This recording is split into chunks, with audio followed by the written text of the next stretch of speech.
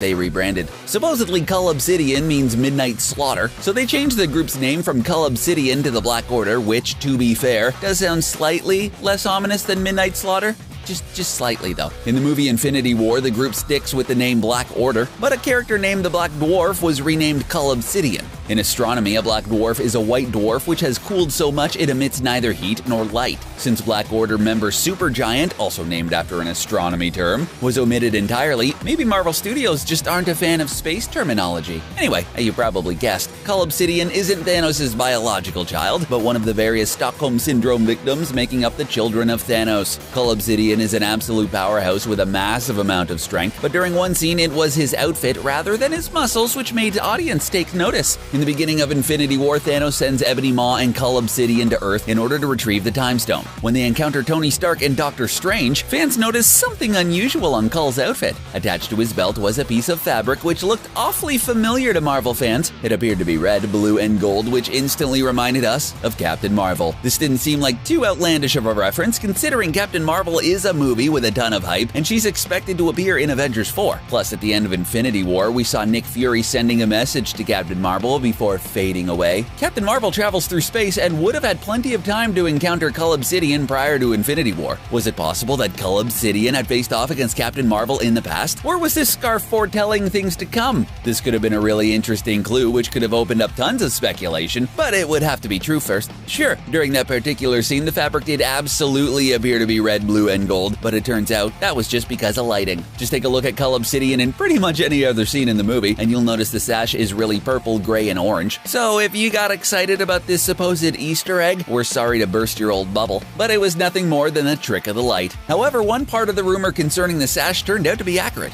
Many people believed it represented a trophy collected during a previous victory. According to artist Wesley Burt, it's an important part of Cull Obsidian's character design, and it does indeed act as an award from defeating a foe in a previous epic battle. In fact, Burt claims that much of Cull's costume is pieced together from trophies collected from fights which occurred prior to the events of Infinity War. There were quite a few early character designs for Cull Obsidian, and one of them featured a way more intimidating accessory. Originally, he was going to have a collection of skulls dangling from his belt and some jawbones added to his shoulder plate, but instead, Cull